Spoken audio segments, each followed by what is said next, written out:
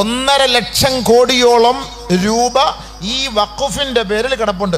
1.5 ലക്ഷം കോടി, 1.5 ലക്ഷം രൂപ അല്ല, 1.5 ലക്ഷം കോടി രൂപ ഈ വഖഫ് സ്വത്ത് കിടപ്പുണ്ട്. നമ്മുടെ പള്ളിക്ക് കിട്ടേണ്ടത് അത്. ഏറ്റവും കൂടുതൽ ഇന്ത്യ രാജ്യത്ത് സ്വത്തുള്ളത് 3 കൂട്ടർക്കാണ്. ഒന്ന് റെയിൽവേക്ക്, ഭൂസ്വത്ത്, റെയിൽവേക്ക് ഏറ്റവും കൂടുതൽ സ്വത്ത്. 2 ഈ നാവികസേന, കരസേന, നാവികസേന, ഇവർക്കാണ് ഏറ്റവും കൂടുതൽ സ്വത്ത്. 3 വഖഫ് സ്വത്ത്. നമ്മുടെ പള്ളിക്ക് മദ്രസ പണിയാനും ഓഡിറ്റോറിയം പണിയാനും വഖഫ് സ്വത്തിൽ നിന്ന് നമുക്ക് പണം കിട്ടണം. ഓരോ ജമാഅത്തിലെ പ്രസിഡന്റുമാരും അതിൻ്റെ അവകാശികളെ പോയി നേരിട്ട് കണ്ടാൽ ഉസ്താദന്മാർക്ക് പെൻഷൻ അടക്കമുള്ളത് നമുക്ക് അവിടുന്ന് കിട്ടും. പിന്നെ എന്തിനാ ഈ പൈസ മുഴുവനും ഇനി അവരുടെ ആ ഒരു സ്വത്തിലേക്ക് ആവാഹിച്ച് മാറ്റിയെടുക്കാൻ പോവാണ്. അതിനെതിരെയാണ് ഇവിടെ യുദ്ധം നടന്നുകൊണ്ടിരിക്കുന്നത്. 27-28 കോടി മുസ്ലിമുകളുള്ള ഇന്ത്യ രാജ്യത്ത് എത്ര പേര് വോട്ട് ചെയ്തു, എത്ര പേര് ഒപ്പിട്ടു, എത്ര പേര് സ്കാൻ ചെയ്തു? അപ്പോൾ നമ്മളൊന്ന് ആലോചിച്ച് നോക്കി. നമ്മൾക്ക് ഇതൊന്നും അല്ല നമ്മുടെ ലക്ഷ്യം. NRC പാസ്സാക്കാൻ പോയപ്പോൾ മുസ്ലിം സമുദായം എല്ലാവരും ഇറങ്ങി, മൊത്തം ഇറങ്ങി, ഒറ്റക്കെട്ട്. അവിടെ A ഗ്രൂപ്പില്ല, B ഗ്രൂപ്പില്ല, C ഇല്ല, P ഇല്ല, ഒന്നുമില്ല. എന്തെന്നറിയോ? വീടെല്ലാവരെയും പോവും, അവൻ്റെ സൂപ്പർ മാർക്കറ്റ് പോവും, അവൻ്റെ ഷോപ്പിംഗ് കോംപ്ലക്സ് പോവും, അവൻ്റെ കട പോവും. ആർക്കൊരു പ്രശ്നമാണ്. അവൻ്റെ വീടും സ്വത്തും എല്ലാം പോകുന്ന വേടി വന്നപ്പോൾ എല്ലാവരും ഒറ്റക്കെട്ടായി. പക്ഷെ ഈ നിയമം വന്നപ്പോഴോ തലാഖിന്റെ പ്രശ്നം വന്നു. പ്രശ്നമില്ല, കല്ലി തലാഖ് വല്ലിയാലും ചൊല്ലിയില്ലെന്ത്, കല്ലിയല്ലി പോ, എൻ്റെ പണി നോക്കി പോ. വഖഫ് കിട്ടിയാലെന്ത്, കിട്ടിയില്ലെന്ത്, നിന്റെ പണി നോക്കി പോ. മറ്റേത് നിങ്ങളെ ഇവിടെ നാട് കടത്താൻ പോവാന്ന് പറഞ്ഞപ്പോൾ എല്ലാവരും ഒറ്റക്കെട്ടായി. അത് പറ്റൂല, എൻ്റെ കുടുംബം, എൻ്റെ സ്വത്ത്, എൻ്റെ മുതലല്ല ഇവിടെ കിടക്കേണ്ട, നാട് കടത്താൻ പറ്റൂല. എന്തായിരുന്നു? അതുപോലെ ഒരു സമരം നമ്മൾ കേരളത്തിൽ നടത്തിയിട്ടുണ്ടോ? അറഫയിൽ നിന്ന് ആളുകൾ ഒഴുകുന്നത് പോലെയായിരുന്നു എറണാകുളത്തൊക്കെ ഇതിൻ്റെ സമരത്തിൽ ആളുകളുടെ ഒഴുക്ക്. അപ്പം എന്നാൽ വഖഫ് സ്വത്തിന് വേണ്ടി ആരിറങ്ങി? ഈ വഖഫ് സംരക്ഷണ റാലിക്ക് വേണ്ടി ആരിറങ്ങി? നമുക്കിതിൻ്റെ ഗൗരവം അറിയാത്തത് കൊണ്ടാണ് ഈ 1.5 ലക്ഷം കോടി നമ്മുടെ ഹക്കുകാരും അഹ്ലുകാരും കഴിക്കേണ്ടതുമാണ് നമ്മളിൽ നിന്ന് കൈവിടാൻ പോകുന്നത്, വിട്ടുപോകാൻ പോകുന്നത്.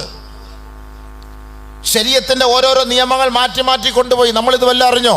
അവസാനം ഓഹരി വെക്കലും നമുക്ക് കിട്ടേണ്ട ഓഹരികളും അതെല്ലാം മാറ്റപ്പെടും. അവസാനം മയ്യത്ത് സംസ്കരിക്കാൻ പാടില്ല, കത്തിക്കണമെന്ന നിയമം വരുമ്പോഴും നമ്മൾ മിണ്ടാതിരിക്കും. ആർക്കും ഒന്നും അതിനെക്കുറിച്ച് അറിയില്ല. അതുകൊണ്ട് നമ്മൾ ചെറിയ പ്രശ്നങ്ങൾ പറഞ്ഞ്, എൻ്റെ മുസ്ലിം സമുദായമേ പ്ലീസ് നിങ്ങളുടെ കൈയും കാലും പിടിക്കാം. നമ്മൾ ചെറിയ പ്രശ്നം പറഞ്ഞ് തമ്മിലടിച്ച് കോടതി കയറിയിറങ്ങി നടക്കാതെ, നമ്മുടെ ശരീഅത്ത് നമുക്കെല്ലാവർക്കും ഉള്ളതാണ്. അതിന് മുജാഹിദായാലും ജമാഅത്ത് ഇസ്ലാമിയായാലും തബ്ലീഗ് ആയാലും സുന്നി ആയാലും ആരായാലും ശരീഅത്ത് എന്ന് പറയുന്നത് അത് നമ്മുടെ ഖൽബിൻ്റെ കാതലാണ്, നമ്മുടെ ജീവന്റെ തുടിപ്പാണ് ശരീഅത്ത് എന്ന് പറയുന്നത്. അതിനൊരു കോട്ടം വന്നാൽ അത് ഏത് ഗ്രൂപ്പായാലും നമുക്കത് ഉൾക്കൊള്ളാൻ പറ്റൂല. ശരീഅത്തിന്റെ സംരക്ഷണം പറഞ്ഞാൽ അങ്ങനെയാണ്. അതാണ് നമ്മൾ അധികാരത്തിന് വേണ്ടിയിട്ടോ അല്ലെങ്കിൽ നമ്മൾ ഒരു സംഘടനയ്ക്ക് വേണ്ടിയിട്ടോ നമ്മൾ തമ്മിലടിക്കും. പക്ഷെ നമ്മുടെ ശരീഅത്തിനെ തകർക്കാൻ ഒരു വിഭാഗം പുറകിൽ നിന്ന് പണിയെടുത്തുകൊണ്ടിരിക്കുകയാണ്. അവസാനം നമുക്ക് തൊപ്പി വെക്കാനോ ദാടി വെക്കാനോ ബാങ്ക് വിളിക്കാനോ ജുമുഅക്ക് ഒരുമിച്ച് കൂടാനോ പറ്റാത്ത ഒരു സാഹചര്യം വരും. അന്നേരം ഈ പരസ്പരം കടിച്ചു കീറിയ നമ്മുടെ സമുദായം അന്ന് ആക്ഷേപിക്കും അവർ, നമുക്ക് ഇതിനു വേണ്ടി ഇറങ്ങണ്ടായിരുന്നു, നമുക്ക് സമുദായത്തിന് വേണ്ടി ഇറങ്ങാമായിരുന്നു എന്നവർ ചിന്തിക്കും. നമ്മൾ ഇറങ്ങേണ്ടത് സമുദായത്തിന്റെ നന്മയ്ക്ക് വേണ്ടിയിട്ടാണ്. നമ്മുടെ പോക്കറ്റ് നിറയ്ക്കാനോ എനിക്കൊരു കസേരയ്ക്ക് വേണ്ടിയിട്ടോ നമ്മൾ ഇറങ്ങരുത്, സമുദായത്തിന്റെ നന്മയ്ക്ക് വേണ്ടി ഇറങ്ങത്തിറങ്ങ്. അതാണ് എനിക്ക് പറയാനുള്ളത്. ഏത് പള്ളിയിൽ പോയാലും അടിയും വഴക്കും പ്രശ്നങ്ങളാണ്. ഞാൻ ജോലി ചെയ്യുന്ന പള്ളിയിലും അടിയും വഴക്കും. ഞാൻ പച്ചയ്ക്ക് വിളിച്ച് പറഞ്ഞിട്ടുണ്ട്, എനിക്ക് പേടിയൊന്നുമില്ല. എല്ലാവരും വിചാരിച്ച് ഇന്നത്തോടുകൂടി ഉസ്താദിന്റെ ജോലി പോയെന്ന്. എനിക്കവിടെ ജോലി പോകാൻ കല്ലിയ നമുക്കെന്ത് ജോലി പോകാൻ? എല്ലാ സ്ഥലങ്ങളിലും എല്ലാ മഹല്ലാത്തുകളിലും ഈ അടിയും വഴക്കും പ്രശ്നങ്ങളും കേസും വഴക്കാട്ട് അടക്കാണ്. എന്തിനാത്? എടാ, മുസ്ലിം സമുദായത്തെ മൊത്തം ഉന്മൂലനം ചെയ്യാൻ പണി അവിടെ നടത്തിക്കൊണ്ടിരിക്കുന്നു. ഫിക്ർ കർനാദാ മുസീബത്ത് ആനെ വാലി ഹേ തെരി ബർബാദിയോങ്കി മശൂറേ ഹേ ആസ്മാനോ മേ. അല്ലാമ ഇക്ബാൽ പറഞ്ഞിട്ടാ പോയത്. ഫിക്ർ കർനാദാ മുസീബത്ത് ആനെ വാലി ഹേ. ഏ നാഥാ, ബുദ്ധിയില്ലാത്ത കഴുതേ, നമ്മളെ നോക്കിയിട്ട് വിളിക്കുക അല്ലാമ ഇക്ബാൽ. ഏ മുസ്ലിമേ, ബുദ്ധിയില്ലാത്തവനെ, ഫിക്ർ കർ, നീ ഒന്ന് ചിന്തിക്ക്. മുസീബത്ത് ആനെ വാലി ഹേ, നിന്റെ നശീകരണത്തിനുള്ള മുസീബത്ത് ഇതാ കടന്നു വരാൻ പോവുകയാണ്. तेरी बर्बादी होगी मशहूरे है ആസ്മാനോ മേ. പരിപൂർണമായി നിന്നെ തുടച്ചു നീക്കാനുള്ള മഷൂറ ആലോചനകൾ കേന്ദ്രത്തിൽ നടന്നുകൊണ്ടിരിക്കുകയാണ്. നീ ഇന്നും ഒരു അധികാര കസേരയ്ക്ക് വേണ്ടി, പള്ളിക്ക് വേണ്ടി, പള്ളി കമ്മിറ്റിയിൽ കയറാൻ വേണ്ടിയിട്ട്, അല്ലെങ്കിൽ ഒരു ചെറിയ ചെറിയ പ്രശ്നത്തിന് വേണ്ടി നീ നാട്ടിൽ തമ്മിലടിച്ചുകൊണ്ട് കിടക്കുകയാണ്.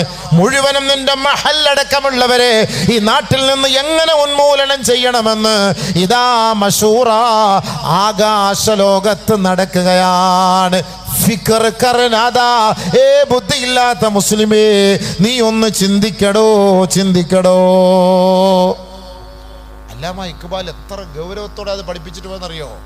ഹബീബെ, ഒരു നിയമം വന്നാൽ അത് എല്ലാവർക്കും ബാധിക്കും. നമ്മൾ കരുതുന്ന പോലെ അല്ലല്ലോ. ഒരു നിയമം വന്നാൽ, മുസ്ലിം ശരീഅത്തിൽ ഒരു നിയമം നമുക്കെതിരെ വന്നാൽ അത് മൊത്തത്തിൽ ബാധിക്കും.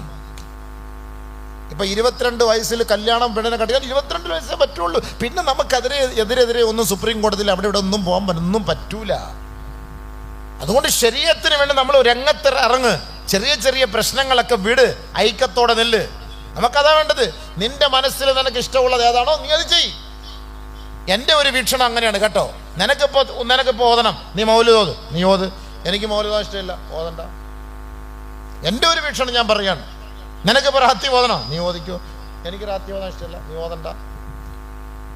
നിനക്ക് ഇത്തിരി ചാപ്പാട് വെച്ചിടണോ, വെച്ചോട്. എനിക്കത് വേണ്ട, വേണ്ട. അതിൻ്റെ പേരിൽ നമ്മുടെ ആ ഒരു രക്തബന്ധവും ആ ഒരു ഐക്യവും നമ്മുടെ ഒരു സാഹോദര്യവും നശിപ്പിക്കുന്നത് എന്തിന്? അതാണ് നമ്മൾ ചോദിക്കുന്നത്. ഓരോ സ്ഥലങ്ങളിലും നമ്മൾ പരസ്പരം കാണേണ്ടവരാണ്, നമ്മൾ ഒരുമിച്ച് മയ്യസ്കരിക്കേണ്ടവരാണ്, നമ്മൾ ഒരുമിച്ച് ഒരാളെ സഹായിക്കേണ്ടവരാണ്. എന്തിനാണ് വയനാട്ടുകാരെ നമ്മൾ സഹായിക്കുന്നത്? നമുക്കും വയനാടോട് എന്താ ബന്ധം?